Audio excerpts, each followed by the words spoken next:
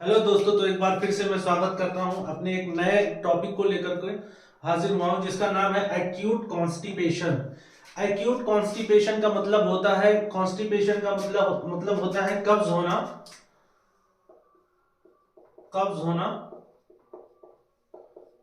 और एक्यूट का मतलब होता है जो अभी नया नया हुआ है, यानी जो अभी शुरुआती कॉन्स्टिपेशन हुआ है, जो फिलहाल एक दो दिन या एक हफ्ते से हो रहा है, उसको एक्यूट कॉन्स्टिपेशन बोलते हैं, जो कि नया नया, न्यूली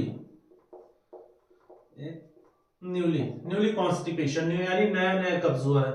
तो उसमें क्या करते हैं, उसमें दो कंडीशन देखते हैं, दो तरीके से।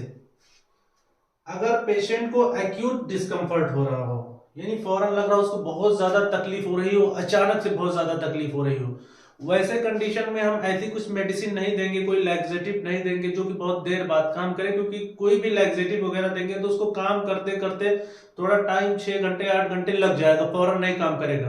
तो ऐसे कंडीशन में हमको ओरली देने के बजाय रेक्टल यानी संडास के रास्ते दवा पास करनी होती है। तो अगर पेशेंट को एक्यूट डिस्कम्फर्ट हो रहा हो, अचानक से बहुत तेज तकलीफ होने लगती हो, और पेट फूल रहा है, पेट और फूलता ही जा रहा है, तो ऐसे कंडीशन में हमको soap water enema with 500 ml soap water का लैक्सेटिव इस्तेमाल करेंगे। ये एनिमा देंगे रेक्टम यानी संडास के रास्ते के जरिए। आमतौर से सब जानते हैं कि एनिमा कैसे दिया जाता है। दूसरी कंडीशन जो होता है वो ग्लिसरीन सिरिंज का आता है। ये 30 ml के पैकेट में आता है, सिरिंज के जैसा, ये भी संडास के रास्ते देना पड़ता है। और फिलहाल जो अगर थोड़ा छोटा लेंगे, थोड़ा कैप्सूल फॉर्म में लेंगे, तो कैप्सूल फॉर्म में आता है डल्कोलेक्स। डल्कोलेक्स की सपोजिटरी आती है, जो कि संडास के रास्ते पास करनी पड़ती है, छोटी सी बत्ती के जैसी होती है, और इसको संडास के रास्ते पे रखने से थोड़ी ही देर में 10 से 15 मिनट में संडास बाहर हो जाता है, संडास पास हो जाता है। दूसरी जो आती है, जो बच्चों को देने के लिए आती है, वो ग्लिसरीन सपोजिटरी आती है। डल्कोलेक्स के ही जैसे, जैसे ये बुलेट के जैसी रहती है, बंदूक की गोली की जैसी, वैसे ही आती है ग्लिसरीन की सपोजिटरी आती है। ग्लिसरीन की सपोजिटरी आती है, जो कि बेबी को, न्यूली जो छोटे छोटे न्यूबॉर्न बेबी होते हैं, उनके लिए इस्तेमाल करा जाता है ग्लिसरीन सपोजिटरी। तो अगर ये देने के बाद में अगर एकदम अच्छे से बाथरूम पास हो जाता है, संडास पास हो जाता है, तो ठीक है, ये तो हो गया एक्यूट कंडीशन। अगर हम लोग देखते हैं कि एक्यूट कंडीशन नहीं है, बहुत ज्यादा अचानक से नहीं हो रहा है, यानी एक्यूट कॉन्स्टिपेशन के अंदर भी एक्यूट होता है, जो एकदम अचानक से हो जाता है, जो कि 2-4 दिन में या एक दिन में हो सकता है। दूसरी कंडीशन देखते हैं, अगर एक्यूट डिस्कम्फर्ट नहीं है, थोड़ा सा चल सकता है, अगर थोड़ा 4-6 घंटे बाद भी मोशन अगर पास हो तो कोई दिक्कत नहीं हो रहा है, उतना ज्यादा तकलीफ नहीं हो रही है, उतना ज्यादा एब्डोमिनल डिस्टेंशन नहीं हो रहा है, यानी पेट उतना ज्यादा नहीं फूला है, तो ऐसे कंडीशन में ओरल ही देंगे, ना कि रेक्टल के रास्ते यानी संडास के रास्ते कोई मेडिसिन देंगे, जबकि मुंह के रास्ते यूज किया जाएगा। तो मोस्टली जो हम लोग यूज करते हैं वो लैक्सेटिव यूज करते हैं। लैक्सेटिव दवाएं देने से संडास आसानी से पास हो जाता है। रात में अगर डोज दिए तो मॉर्निंग तक आसानी से पास हो जाएगा। तो पहले हम लोग देंगे लिक्विड पैराफिन, जो 1 नंबर आता है, लिक्विड पैराफिन आता है। लिक्विड पैराफिन में 25 से 30 ml रात में गुनगुने पानी के साथ में लिया जाता है, और सुबह तक मोशन पास हो जाता है। जो दूसरी दवा होती है मिल्क ऑफ मैग्नीशिया, इसको भी 25 से 30 ml जरूरत के हिसाब से डोज डबल या और हाफ कर सकते हैं। फर्स्ट डोज 25 से 30 ml बेसिकली रखना होता है, इसको भी गुनगुने पानी के साथ में। जो तीसरे नंबर की दवा होती है सोडियम पिकोसल्फेट होती है। जो चौथे नंबर की बायथाकोडिल होती है, जिसको हम लोग डल्कोलेक्स के नाम से जानते हैं, मार्केट में बहुत आम है, 5 mg का आता है। उसके बाद में जो पांचवा हो गया वो लैक्टुलोज सॉल्यूशन आता है, और उसके बाद में नेचुरल, जिसको रेगुलर बेस पे इस्तेमाल करना होता है, वो इसबगोल हस्क आता है, इसबगोल की भूसी आती है, आप लोगों को पता होगा, वो होता है। अगर इसके बाद भी लगता है कि इसमें रिलीफ नहीं हो रहा है, यानी ओरल देने के बाद में भी अगर रिलीफ नहीं होता है, तो हमको एकदम परगेटिव यूज करना होगा, जो कि एकदम स्ट्रॉन्ग लैक्सेटिव हो। तो स्ट्रॉन्ग लैक्सेटिव में हमको कैस्टर ऑयल का यूज करना पड़ता है। दोस्तों, कैस्टर ऑयल को आप लोग जानते हैं, जिसको अरंडी का तेल बोलते हैं, जिसको गांव में रेडी ओडी बोलते हैं, वही उसी का तेल होता है। ये सबसे स्ट्रॉन्ग लैक्सेटिव होता है, इसीलिए इसको परगेटिव बोलते हैं।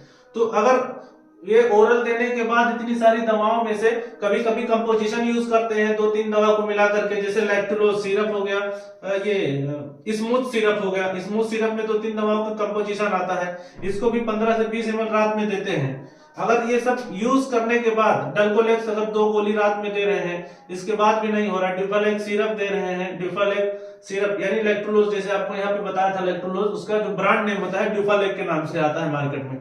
ये सब देने के बाद अगर नहीं हो रहा है, ओरल हमको देना ही है, रेक्टल नहीं देना है, अगर एक्यूट डिस्कम्फर्ट नहीं है, तो सबसे अच्छा कैस्टर ऑयल यानी अरंडी का तेल होगा।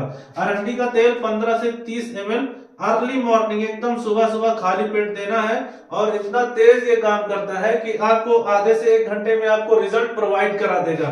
तो इसको जल्दी यूज नहीं करना है, क्योंकि एक बार, और कैस्टर ऑयल का काम क्या होता है, कैस्टर ऑयल का काम ये होता है कि जो अरंडी का तेल है कैस्टर ऑयल, इसका काम ये होता है अरंडी के तेल का, ये जो आंतों की जो मूवमेंट है, पेरिस्टाल्टिक मूवमेंट जो होती है, पेरिस्टाल्टिक मूवमेंट जो होती है उसको बढ़ा देता है, खूब तेज से बढ़ा देता है, जिसकी वजह से जो भी आंतों के अंदर जो गंदगी है वो बाहर हो जाती है और जो जमा हुआ संडास है वो पास हो जाता है, स्टूल पास हो जाता है। तो ये इतना स्ट्रांग होता है कि कभी कभी आंतों की मूवमेंट इतना तेज कर देता है कि लूज मोशन हो जाता है। तो आमतौर पे इसको एकदम लास्ट ऑप्शन में अरंडी का तेल रखना है, और बच्चों को नहीं देना है, एडल्ट में ही बेहतर रहता है, बच्चों को नहीं देना है। तो डॉक्टर की एडवाइस से लें, खुद से सेल्फ मेडिकेटेड या मेडिकेशन करने की कोशिश ना करें। उधर क्या है कि कॉन्स्टिपेशन होता है, अगर लोकल पेन एट एनएस, कभी कभी संडास के रास्ते पे, कभी कभी संडास का ये रास्ता होता है और ये रास्ते में कभी कभी दर्द होने की वजह से, यानी एनल कैनाल की जो ओपनिंग होती है यानी संडास का रास्ता, इसमें दर्द होने की वजह से लोकली पेन होता है, उसकी वजह से भी संडास पास नहीं होता है। तो ऐसे कंडीशन में लोकली यानी संडास के रास्ते पे जो एनल कैनाल होता है, यहाँ जाइलोकेन यूज करना है। जाइलोकेन की क्रीम आती है ऑइंटमेंट, जो कि रास्ते को यहाँ दर्द से सुन कर देता है, जो कि दर्द नहीं होता है। तो इसको 3 टाइम देना है संडास पास होने के बाद, यानी बाथरूम करने के बाद इसको देना है। तो अगर एक ही बार मॉर्निंग में बाथरूम करना है तो संडास पास होने के बाद देना है, फिर दोपहर को लगाना है, फिर रात को लगाना है। जो दूसरा नंबर आता है वो एंटीबायोटिक्स का हो गया। फॉर एग्जांपल, अगर किसी कारण की वजह से जो एनल कैनाल का जो ओपनिंग है, संडास का रास्ता है, वहां पे इंफेक्शन हो जाता है, या किसी कारण की वजह से फिशर हो जाता है या क्रैक्स हो जाते हैं, जिसकी वजह से पेन होता है और वो हील नहीं हो पाता, वो स्किन, वो सेल्स हील नहीं हो पाते हैं, तो ऐसे कंडीशन में एंटीबायोटिक्स का इस्तेमाल करना होगा। तीसरा जो नंबर होता है वो एनएसएआईडी दवाओं का होता है, ये एनसेड्स यानी pain killer like ibuprofen, ketoprofen, nimesulide, indomethacin, diclofenac sodium, diclofenac potassium, इन दवाओं का इस्तेमाल किया जाता है। और साथ में प्रोटियोलाइटिक एंजाइम का इस्तेमाल किया जाता है। प्रोटियोलाइटिक एंजाइम होते हैं जैसे ट्रिप्सिन, काइमोट्रिप्सिन, सेराटोपेप्टाइडेज, रूटोसाइड, ब्रोमाइड। इन दवाओं का इस्तेमाल करने से क्या होता है, ये जो प्रोटियोलाइटिक एंजाइम जो दवाएं होती है, ये स्वेलिंग को कम करती हैं। जैसे संडास के रास्ते पे अगर सूजन हो गया है किसी चीज की वजह से, इन्फेक्शन की वजह से या कोई इन्फ्लामेशन की वजह से सूजन हो गया है और दर्द भी हो रहा है, तो दर्द होने में पेन किलर देंगे, एनएसएआईडी दवाएं देंगे। फॉर एग्जांपल कॉम्बिफ्लैम हो गया, तो यानी ब्रूफेन वगैरह हो गए, तो जो भी दर्द की दवा देंगे साथ में उसके प्रोटियोलाइटिक एंजाइम देंगे, यानी सेराटोपेप्टाइडेज, काइमोट्रिप्सिन, ट्रिप्सिन, काइमोट्रिप्सिन, रोटोसाइड, ब्रोमाइड जैसी दवाओं का जो कॉम्बिनेशन दवाएं होती हैं वो इस्तेमाल किया जाता है, ताकि ये एनल कैनाल का जो रास्ता है, जो स्वेलिंग है वो कम हो जाए। जो चौथा नंबर आता है, अगर पेनफुल एब्सेस है, यानी संडास के रास्ते में किसी तरीके की एब्सेस है जो दर्द कर रहा है, या कोई किसी तरीके की आपको मस्सा वगैरह दिखाई देता है, पाइल्स में भी हो सकता है, किसी भी चीज की वजह से, तो रिफर करना है सर्जन को। अगर एब्सेस है तो वहां पे हाथ नहीं लगाना है, जनरल फिजिशियन के लिए जो बेसिक ट्रीटमेंट करते हैं, फिर सर्जन को रिफर कर देना है। जो 5वां नंबर का आता है, 5वां नंबर में होता है अगर एल्डरली पेशेंट है, कोई बुढ़ा पेशेंट है या बेड रिडन पेशेंट है, यानी जो बेड पे पड़ा हुआ है किसी चीज की वजह से, तो डू पर रेक्टम, यानी उसका जो रेक्टम है, संडास की नली है, उसको एग्जामिन करना पड़ेगा। उसके बाद में एग्जामिन करने के बाद में अगर संडास लास्ट हेड तक, रेक्टम के ओपनिंग तक अगर संडास पास नहीं हो रहा है, तो ग्लव्स लगा के रिमूव कर देना है स्टूल को, ग्लव्स लगा के स्टूल को रिमूव कर देना है और ग्लिसरीन के साथ में जाइलोकेन लगा के स्टूल को रिमूव करना है। और मैं आपको टिप्स देता हूं, टिप्स के जरिए भी ये एक्यूट कॉन्स्टिपेशन में ये टिप्स का काम आएगा।